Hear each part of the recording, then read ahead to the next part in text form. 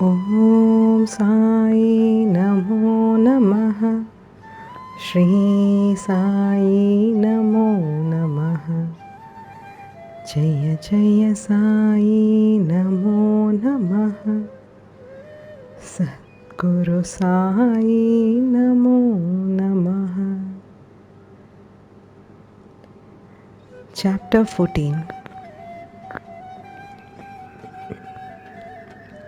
In this chapter, we will be seeing about Ratanji Wadia of Nanded, Saint Mauli Sahib, and Dakshina. In the last chapter, we described how Baba's word and grace cured many incurable diseases. Now we shall describe how Baba blessed Mr. Ratanji Wadia and gave him an issue. The life of this saint is naturally sweet. His various doings, eating, walking, and his natural sayings are also sweet. His life is bliss incarnate. Sai gave bliss to his devotees as a means of remembrance. He gave them various stories of duty and action which ultimately led them to true religion. His object may be that people should live happily in this world, but they should be ever cautious and achieve the object of their life, which is self-realization. We get human body as a result of merits in past births, and it is worthwhile that with its aid we should attain devotion and liberation in this life.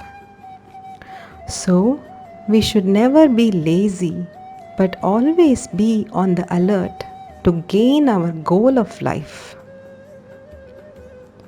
If you hear the Leelas or stories of Sai daily, you will always see him. Day and night you will remember him in your mind. When you assimilate Sai in this way, your mind will lose its fickleness, and if you go on in this manner, it will finally be merged in pure consciousness.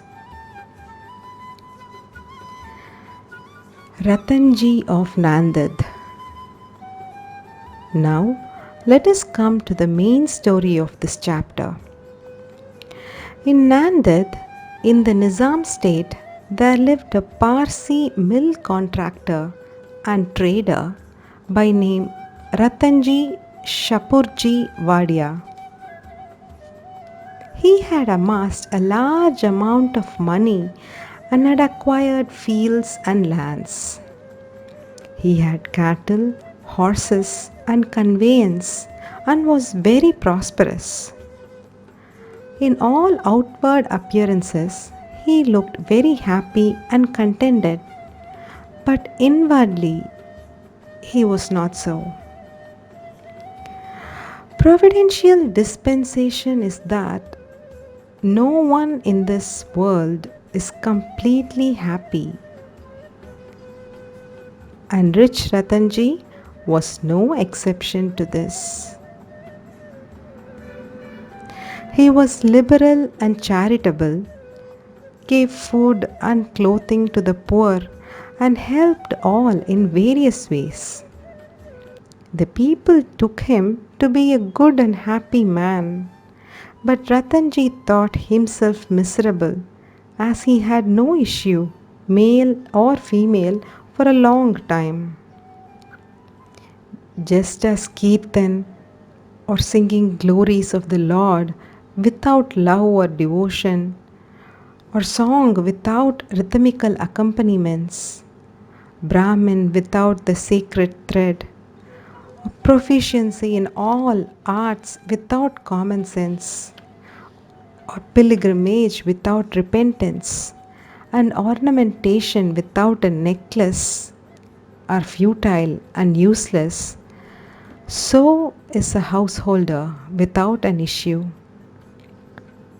Ratanji always brooded on this matter and said in his mind, "Would God be ever pleased to grant me a son?"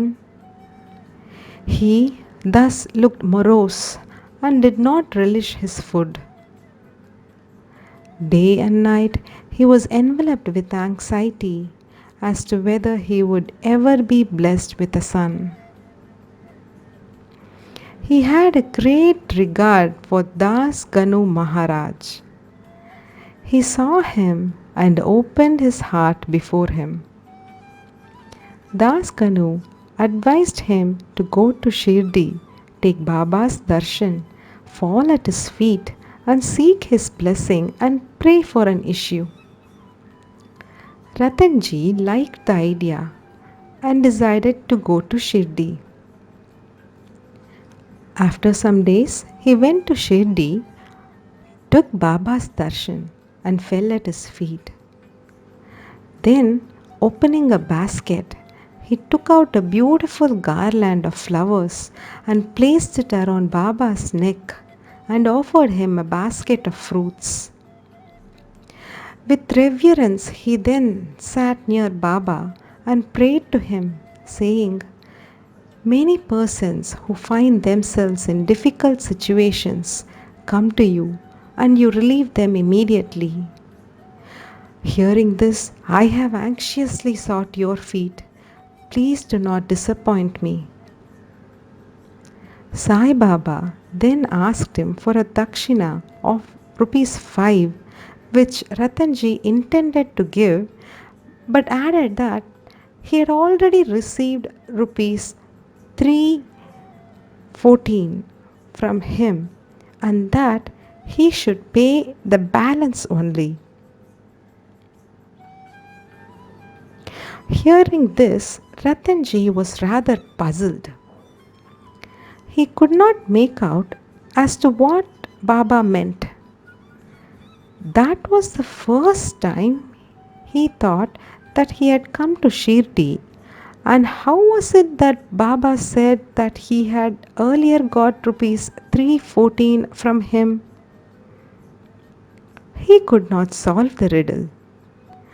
But he sat at Baba's feet and gave the balance of the dakshina and asked for, explained to Baba fully as to why he came and sought his help and prayed that Baba should bless him with a son.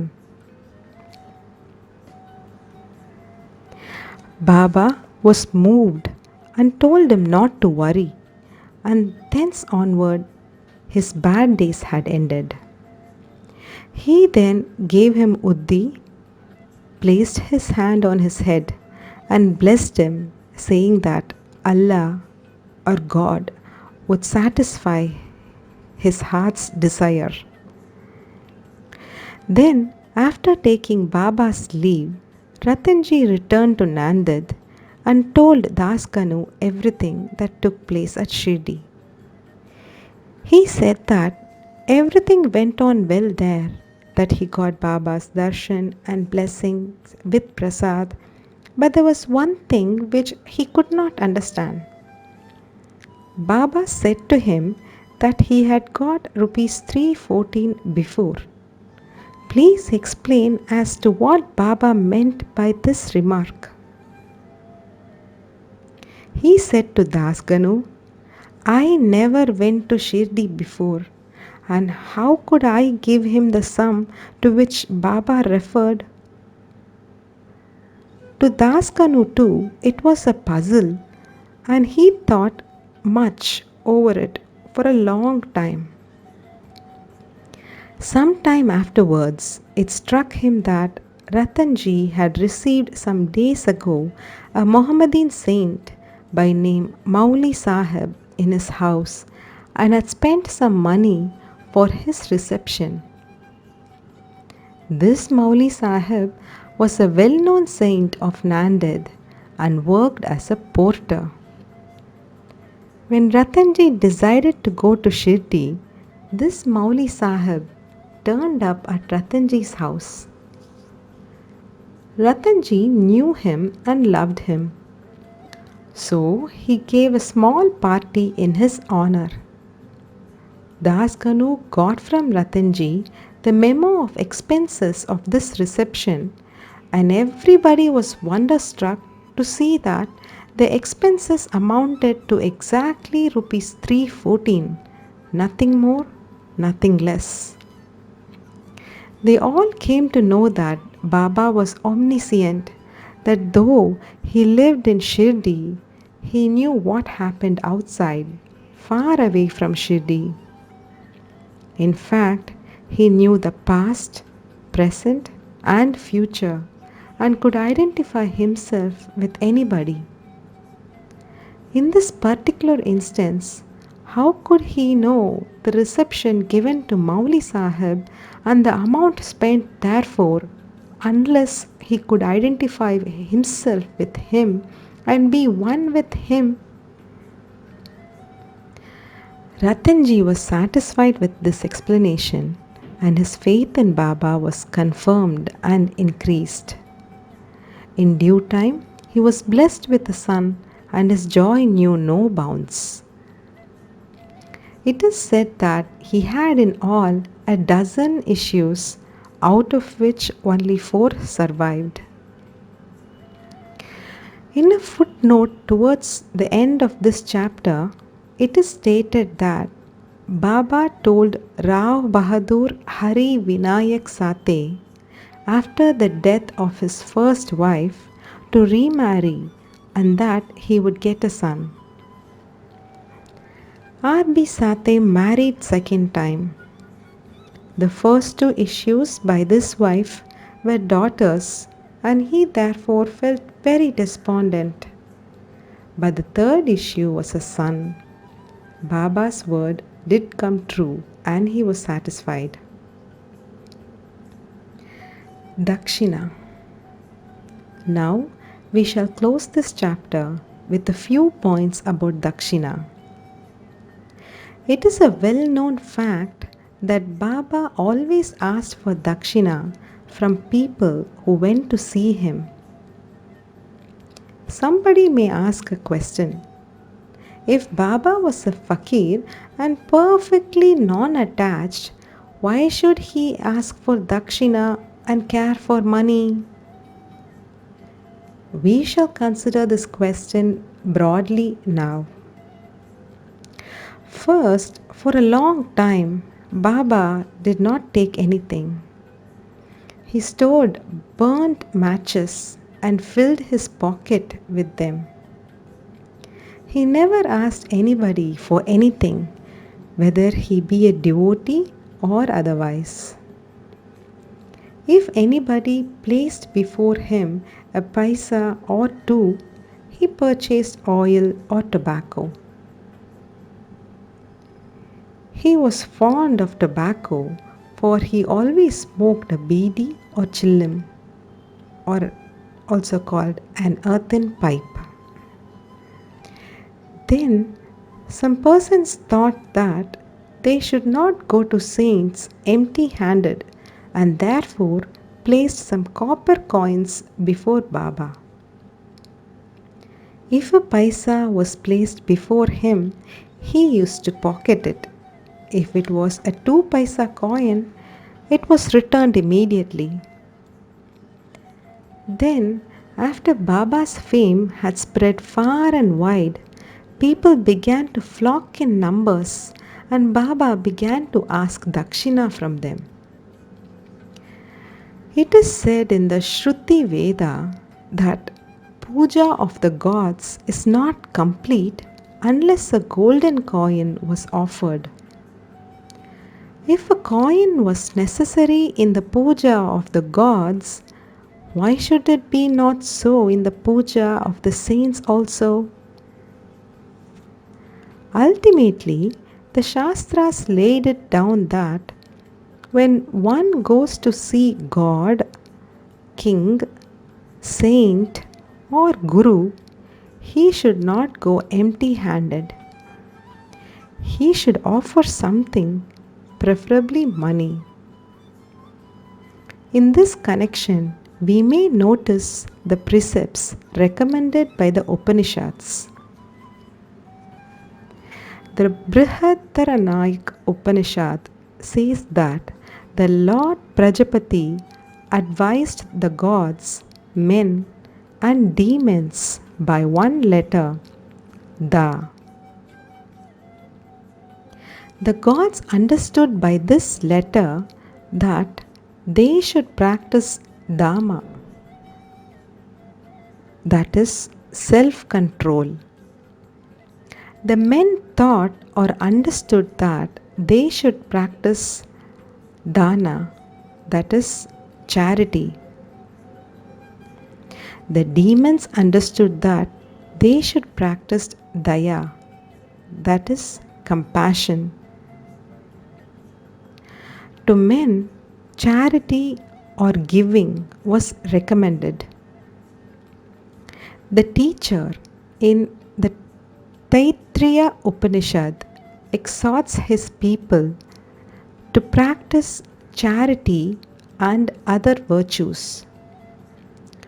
Regarding charity, he says, "Give with faith, or even without it, give with magnanimity, that is liberally, give with modesty, awe, and sympathy." In order to teach the devotees the lesson of charity and to remove their attachment to money, and thus to purify their minds, Baba extracted dakshina from them. But there was this peculiarity, as Baba said, that he had to give back 100 times more of what he received. There are many instances in which this has happened. To quote an instance, Mr. Ganapatrao Bodas, the famous actor, says in his Marathi autobiography that on Baba's pressing him often for dakshina, he emptied his money bag before him. The result of this was, as Mr. Bodas says, that in later life he never lacked money, as it came to him abundantly. There were also secondary meanings of dakshina in many cases in which Baba did not want any pecuniary amount. To quote two instances. 1. Baba asked rupees 15 as dakshina from Professor G. Narke, who replied that he did not have any money. Then Baba said, "I know you have no money, but you are reading Yoga Vasistha. Give me dakshina from that." Giving dakshina in this case meant deriving lessons from the book and lodging them in the heart where Baba resides. In the second case, Baba asked a certain lady, Mrs. R.A. Tarkad, to give rupees 6 as dakshina. The lady felt pained as she had nothing to give. Then her husband explained to her that Baba wanted 6 inner enemies, that is lust, anger, avarice, etc., to be surrendered to him. Baba agreed with this explanation. It is to be noted that though Baba collected a lot of money by dakshina, he would distribute the whole amount the same day, and the next morning he would become a poor fakir as usual. When Baba took his Mahasamadhi, even after receiving thousands and thousands of rupees as dakshina for about 10 years, he had only a few rupees in his possession. In short, Baba's main object in taking dakshina from his devotees was to teach them the lessons of renunciation and purification. Postscript. Mr. B.V. Dev of Thana, retired Mamlatdar and a great devotee of Baba, has written an article on this subject, Dakshina, in Shri Sai Leela magazine, volume 2, page 626 verse, in which he says as follows: Baba did not ask dakshina of all. If some gave dakshina unasked, he sometimes accepted it and at other times refused it. He asked it of certain devotees only.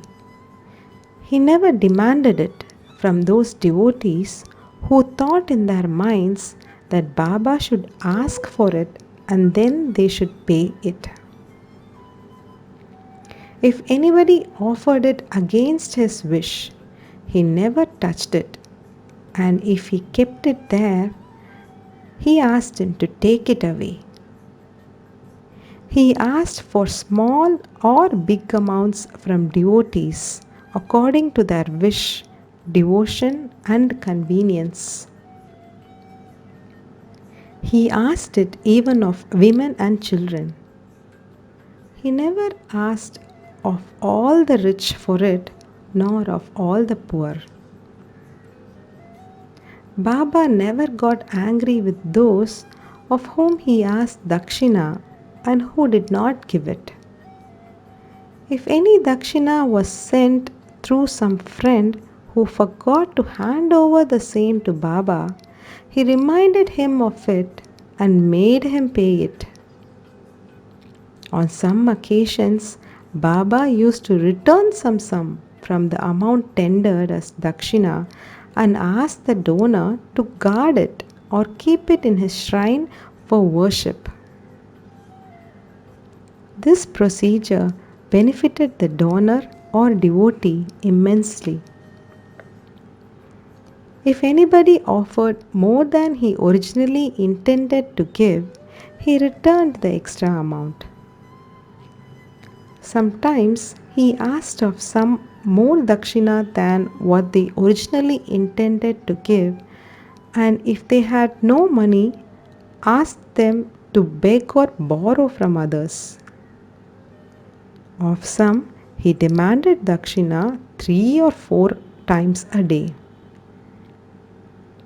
Out of the amount collected as dakshina, Baba spent very little for his own sake, which is for buying chillim or smoking pipe and fuel for his dhuni or sacred fire, and all the rest he distributed as charity in varying proportions to various persons.